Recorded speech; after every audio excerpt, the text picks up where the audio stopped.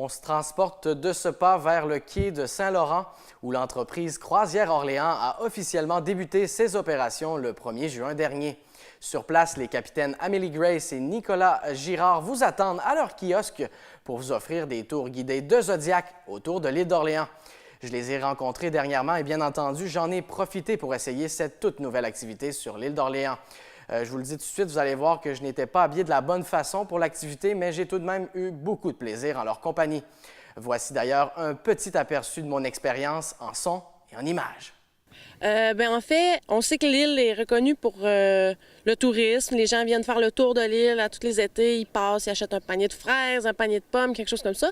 Mais nous, on veut leur offrir un tour de l'île unique, différent aussi, qui n'existe pas parce que les gens dans leur véhicule, bien souvent, ils vont rester à l'intérieur de leur véhicule. Nous, on cherche à les faire sortir, aller prendre le grand air un peu sur le fleuve.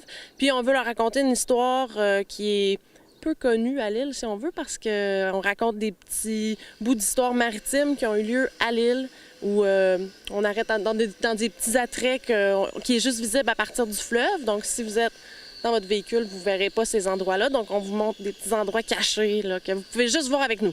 Avec vous. Puis justement, vous êtes originaire de l'extérieur de la région, mais là, vous êtes établi depuis un petit bout de temps sur l'île d'Orléans. J'aimerais savoir d'où est née justement l'idée de faire découvrir l'île d'Orléans d'une façon différente. Oui, bien en fait, ça fait exactement 2 ans et demi qu'on habite à l'île. Donc, l'envie, en fait, là, c'était surtout que, comme tous les gens sûrement à l'île, on regarde le fleuve à tous les jours, on suit les bateaux qui passent, on suit, tu sais. Fait que, comme ça, on s'est dit, une journée, hein, par tout hasard, on revenait de souper chez des amis de Québec, puis on a dit, bon, OK, go, on trouve une idée. On trouve une idée, puis, tu sais, on trouve, ben oui, l'idée, mais on va faire des croisières en bateau. Elle est originaire de cette île, donc on s'est basé un petit peu sur Croisière du Capitaine qui existe là-bas. Donc voilà, fait qu'on a décidé de se lancer, acheter un bateau, faire les formations, faire le plus de bateaux possible. Fait que voilà, c'est là qu'on est aujourd'hui. Vous avez bien mûri votre projet, vous avez bien pris votre temps. Puis c'est important aussi, j'imagine, le défi, c'est de se faire connaître des gens, des touristes. Ouais. Est-ce que vous travaillez justement avec les gens de la communauté, là, justement pour vous faire connaître davantage? Oui, bien en fait, ce qui est arrivé, c'est que ça fait 1 an que le projet a été décidé. Premièrement, on est allé voir la MRC pour ce qui est de l'étude de marché, la saison dernière. En fait, là, on est allé voir vraiment si les gens seraient intéressés par une croisière en bateau, en Zodiac. Après ça, on a travaillé aussi conjointement avec la municipalité de Saint-Laurent qui nous a prêté cette année le kiosque qui est derrière nous, qui nous ont aussi donné le hockey là, pour utiliser le quai de Saint-Laurent. Après ça, avec qui on a travaillé? On travaille aussi, on a rencontré l'association des auberges, gîtes de l'île d'Orléans, le motel l'île d'Orléans aussi. Puis avec eux, on est comme en partenariat, ils sont au courant de notre projet. Donc les gens qui dorment à l'île vont avoir un petit spécial si jamais ils veulent venir faire une croisière avec nous.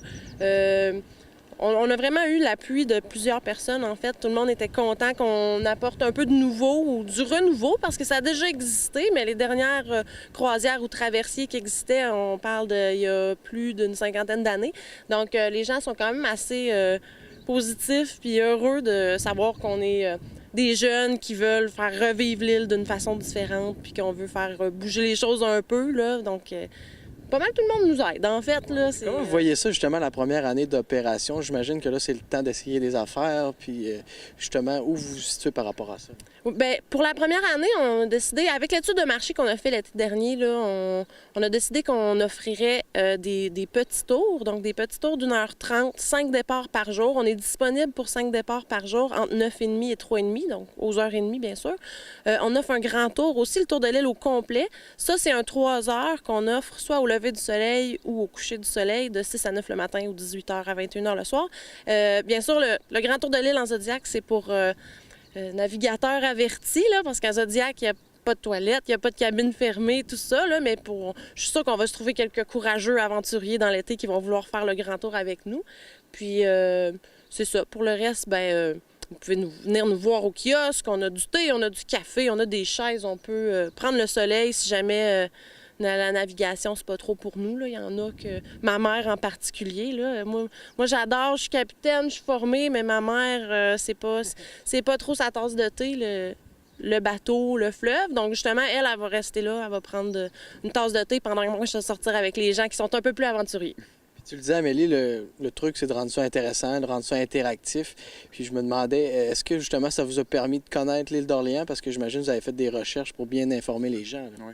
Oui, c'est sûr que les recherches sont faites à deux, là. Mais elle est membre de la bibliothèque de Saint-Laurent, bénévole à la bibliothèque, désolé. Et puis, c'est sûr qu'on a fait des recherches aussi. On a travaillé avec, conjointement avec Pierre Lahoud, qui est un historien photographe, qui nous a même fourni plusieurs photographies pour notre site Internet. Donc, lui aussi, on a discuté avec lui par rapport à l'île. C'était pas le but, c'était pas de créer une visite cassette, là, si on veut, là, où ce qu'on dit toujours la même chose, où ce qu'on présente tout le temps la même chose. Fait qu'on essaye justement de recueillir le plus d'histoires des gens de la place. On essaie justement, on a épuré tous les livres possibles pour avoir les histoires qui sont écrites sur l'île d'Orléans. Donc, voilà. T'as quelque chose à rajouter? Ouais. Non, c'est ça. En fait, on a fait valider, on a comme quelques points, des endroits, des lieux où on s'arrête, où il s'est passé une histoire, il y a une légende d'un trésor enterré ou des choses comme ça.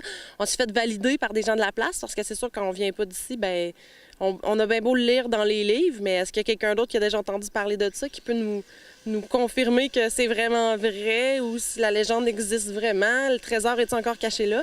Fait qu'on a parlé à plusieurs personnes là, qui ont validé, dans le fond, les points qu'on a ressortis des livres que je sortais à la bibliothèque. Là.